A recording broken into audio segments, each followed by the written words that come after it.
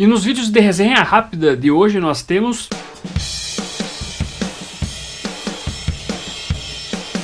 Batman número 31, Batman que ri, número 2, Injustiça, volume 13. E fechamos com Heróis em Crises, número 1.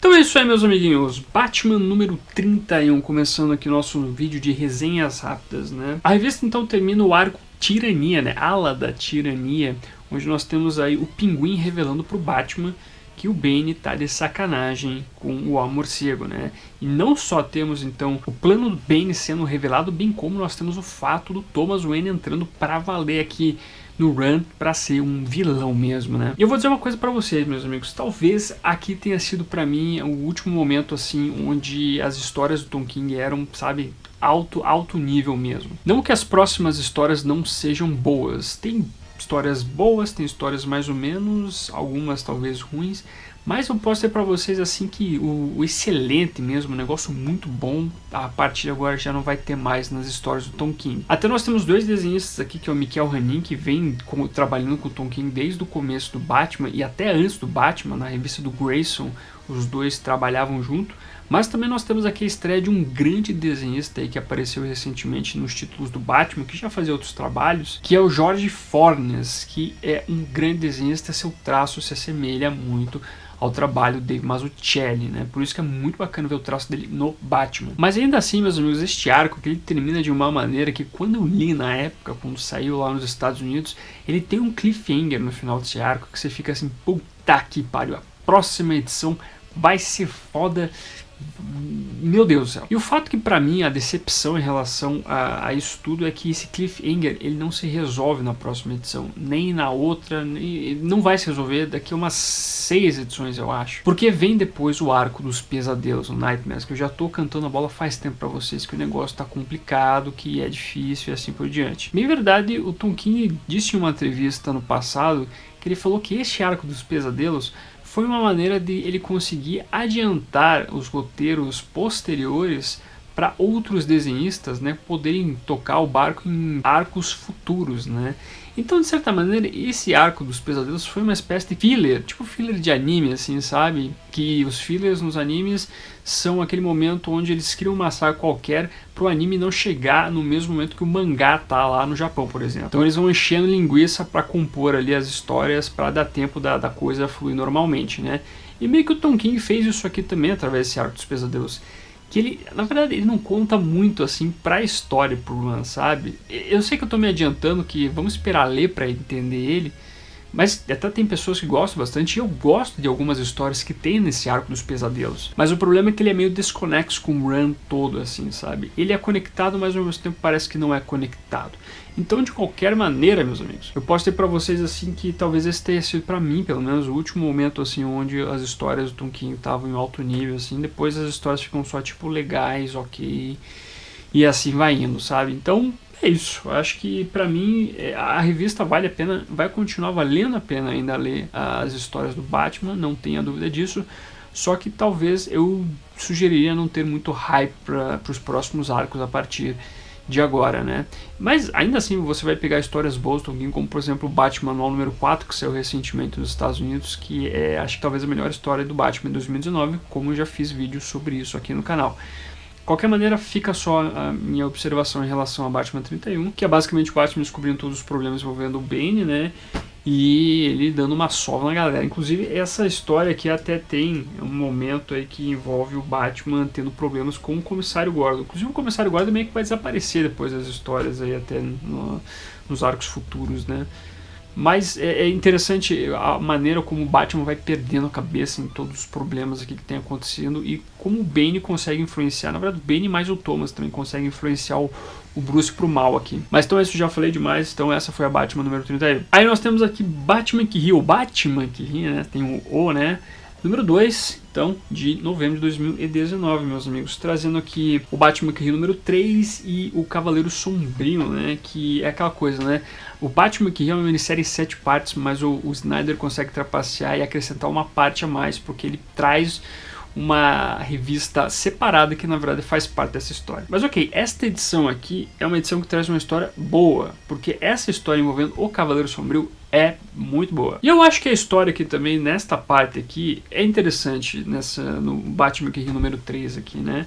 Porque o que acontece, né? O Coringa dá a dica que pro Batman descobrir os planos do Batman que Ri, ele teria que ir atrás do James Gordon Jr. Uma coisa bizarra.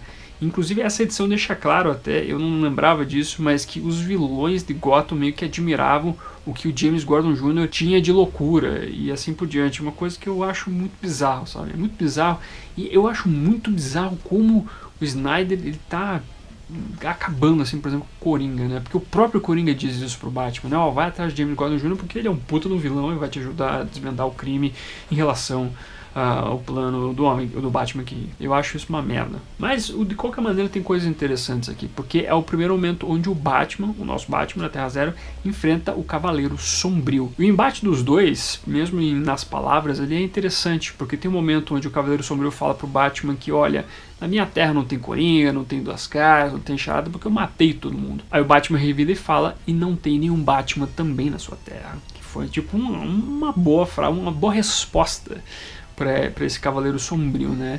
E é interessante até nesses aspectos, assim, essa condução que o Snyder fez nesse embate desses dois personagens, né? Mas ainda assim, tem aquelas maluquices, por exemplo, um sistema reservatório criado pelo Batman chamado A Última Risada, que eu não sei, um nome bizarro para colocar um sistema de segurança envolvendo o reservatório.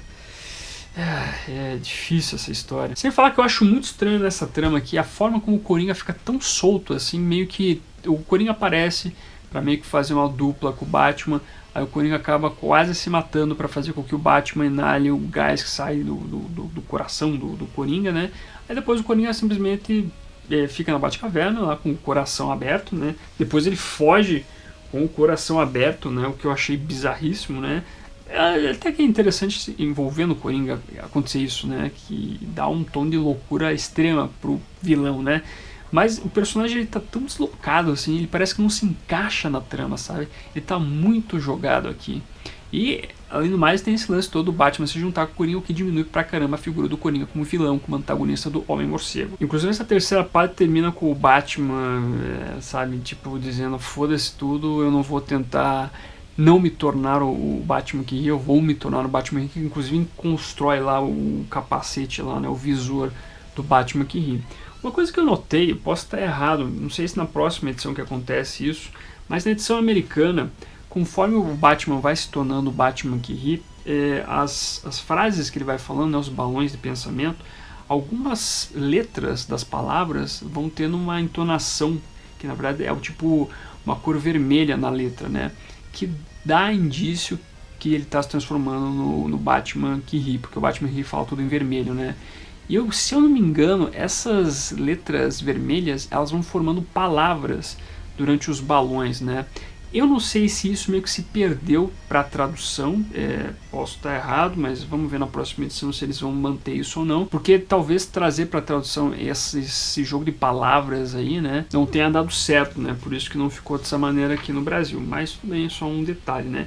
E aí nós chegamos então à parte do Cavaleiro Sombrio, que a editora Panini traduziu para o Brasil como Cavaleiro Sinistro, o que eu acho que não combina muito, né, porque Green, ele tem a tradução de sombrio, né? Eu sei que talvez possa ser interpretado como sinistro também, né? Mas eu prefiro o Cavaleiro Sombrio e eu fico com receio também que no futuro pode acontecer, a gente nunca se sabe, né? Ainda mais que estão criando todos esses Batmans das trevas, pode existir lá nos Estados Unidos um Cavaleiro Sinistro mesmo, né? Sinister Knight, coisa do tipo, né? Como é que vai ficar a tradução para o Brasil eventualmente se aparecer um personagem desse tipo, né? Por isso que eu acho que o Cavaleiro Sombrio era melhor. Eu não lembro se tem outro Cavaleiro Sombrio já aqui com esse título no Brasil, né? Mas de qualquer maneira ficou traduzido o Cavaleiro Sinistro, né? E eu gosto dessa história não só pelo desenho do Eduardo Rios, que é muito bacana, mas também pelo fato deles conseguirem mesclar, né, fazer, digamos assim, uma reimaginação do Batman ano 1 com esse Cavaleiro Sombrio, né, que é basicamente um justiceiro, né, é tipo o Justiceiro da Marvel aqui, mas com a figura do Batman. E o interessante dessa história é ver o antagonismo com o Comissário Gordon na história, né, o Gordon, digamos, é o grande vilão do Cavaleiro Sombrio nesta realidade das trevas aí. O que eu acho muito bacana pelo fato de que sempre o Gordon vai ser meio que a bússola moral para evitar que o Batman faça cagada, né? E se o Batman ultrapassar todos os limites morais, os limites permitíveis para ele continuar atuando em Gotham, o Comissário Gordon vai estar lá para acabar com a atuação do Homem-Morcego, né? Então é muito interessante como essa história trabalha isso. E o legal dessa história é que não é só o Scott Snyder escrevendo, né? O James Tynion IV escreve aqui também, né? Então por isso que talvez a história seja um pouco mais agradável também de se ler, né? Não tem aquele monte de coisa que o Snyder escreve assim, que você fica falando, Snyder, o que você quer fazer com tudo isso, né? Então essa edição eu gosto bastante e inclusive eu sugiro para vocês darem uma olhadinha então nessa parte que envolve o Cavaleiro Sinistro com os desenhos do Eduardo Risso, beleza? E aí nós chegamos à Injustiça, Deus Entre Nós, volume 13, meus amigos, finalizando aí mais uma fase de injustiça no Brasil, dos quadrinhos de justiça no Brasil, que aqui traz as 6 últimas histórias envolvendo o Ground Zero, né? Injustice Ground Zero, que foram alguns quadrinhos que foram publicados nos Estados Unidos, que traziam uma espécie de adaptação em quadrinhos do que foi a história do jogo, né? Basicamente, nós temos aqui a Arlequina contando o que aconteceu durante aí a história do primeiro jogo, né? Ela mostrando um pouco da perspectiva dela durante a história do jogo, né? E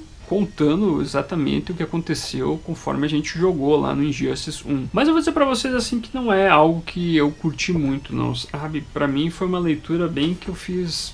vai, porque não tinha nada assim que me interessasse no texto. Foi uma coisa assim que eu já joguei, né? Eu conheço bem a história do Injustice, joguei algumas vezes, né? Então, rever isso no quadrinho não foi muito legal. O bom do Injustiça, os primeiros quadrinhos, é que você via o que acontecia antes de nós chegamos ao momento do jogo, né? Com bons roteiros também.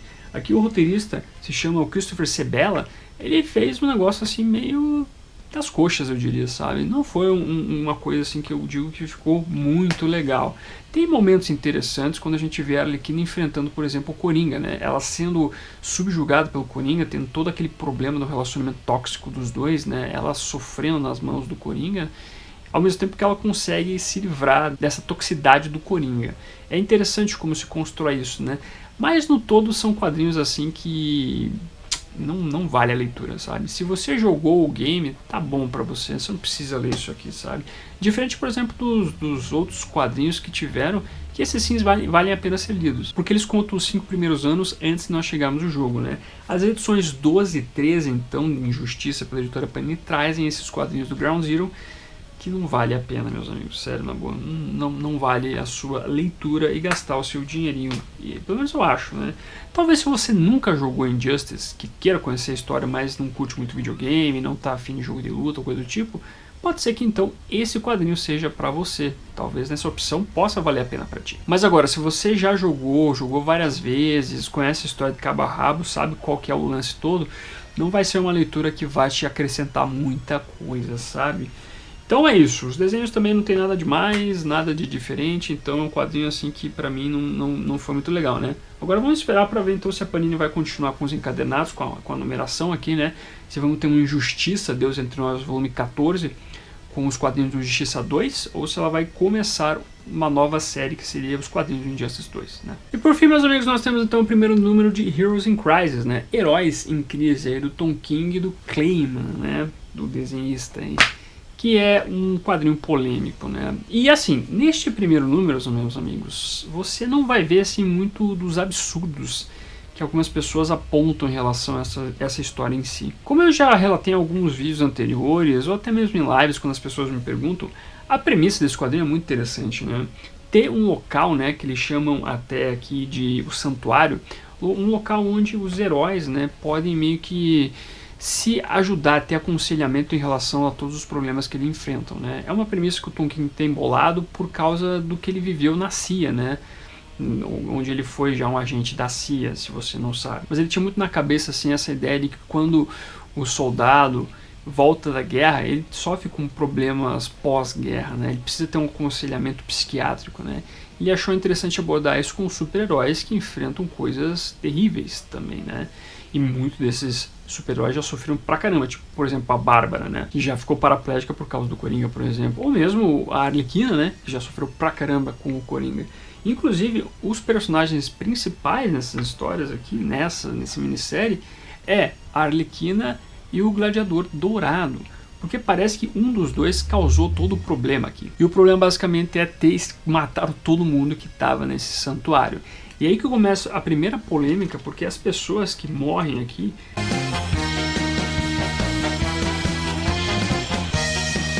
são basicamente a galera dos Titãs, né? Que geralmente o Dandy Dio é o cara que odeia esses personagens. Então você vê o Wally West morto, você vê o Arsenal morto e você vê mais uma penca de gente morta aqui. Eu lembro quando saiu isso aí, as pessoas ficaram revoltadas com este quadrinho, né? Pelo fato do Wally ter morrido, né? E o Wally era um personagem muito importante dentro aí do Rebirth, né? Foi ele que meio catalisador para começar o Rebirth como um todo. Então foi estranho, bizarro eles terem feito isso com esse personagem, né? E esse personagem, meus amigos, ele é um ponto central de toda a trama que eu não quero dar spoiler para vocês, mas que causou digamos assim, as pessoas ficaram meio bravas com tudo isso, né? Mas nesse primeiro número, assim, a coisa aqui não é tão tensa, sabe? Eu gosto muito dos desenhos do Clayman, né? Que vai ter muita polêmica em relação ao trabalho dele também, porque algumas pessoas vão alegar um pouco de sexualização em relação às personagens femininas nessa história, mas ainda assim o desenho dele é muito bonito, né?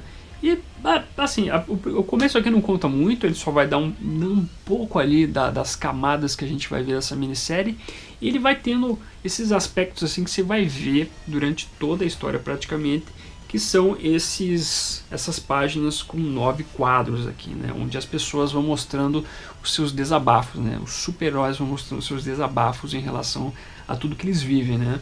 Isso vai mostrar de outras maneiras também outros super-heróis desabafando também fora deste 9 quadros aí, desta página de 9 quadros, né? Você vai ver uma evolução deste tema durante a minissérie. Tem outra polêmica aqui envolvendo o Brasil, até que essa minissérie veio meio cara, né? Primeira edição com 24 páginas custando R$ 9,90, né? Um precinho que a gente meio que não entendeu, porque a outra edição, a segunda edição, custa R$ 9,90, também tem mais páginas, então não entendi qual que é o equilíbrio que a Panini quis fazer aqui em relação a essa minissérie na questão do preço, né? Então tem mais uma polêmica para nós brasileiros envolvendo heróis em crise. Então, enfim, se eu recomendo não ler, cara, eu não sei dizer para você, hein? Talvez, se você não gosta do Tom King, nem compra, na boa. Acho que você já não comprou, mas se você não gosta, não vá em frente, sério, não vá em frente, na boa. Se você gosta muito do Tom King, talvez seja interessante você ler, mas vá com ressalvas, né? Se você tem uma opinião mista em relação ao Tom King, talvez não seja um quadrinho para você também. A não ser que você tenha gostado da premissa em si, né? Só que, mesmo assim, talvez não vai ser um quadrinho assim tão interessante. Acredito que se você for com um hype bem baixo em relação à minissérie, pode ser que você até curta o trabalho aqui, né? Mas ela não é aquela história que eu diria assim que é para todo mundo, né? Ela é uma historinha complicada, ainda mais porque tem dedo editorial aqui. As pessoas ficam putas quando eu falo esse negócio, né? Que esse quadrinho teve dedo editorial. E teve, né? Porque o Didio pediu pro Tom King trabalhar os personagens que o Didio escolheu, né? Ele foi o editor que pediu para o Wally West estar nessa história, o Arsenal estar nessa história, para a Arlequina, para o Gladiador Dourado serem trabalhados e assim por diante, né?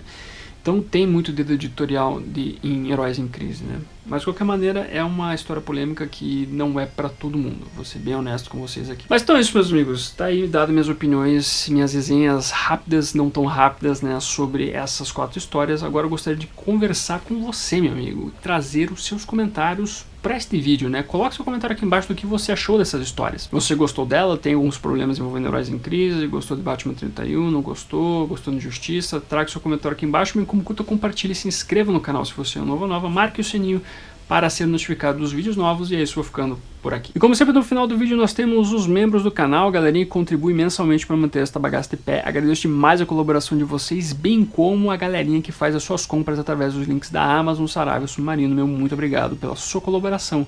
E você também que está sempre curtindo, compartilhando e assistindo os vídeos do canal. Meu muito obrigado a todos. Aproveita que você tá, meu amiguinho, dá uma olhadinha no vídeo que está aparecendo agora. É um videozinho que vale o seu clique. Agradeço a sua companhia, até a próxima e fui!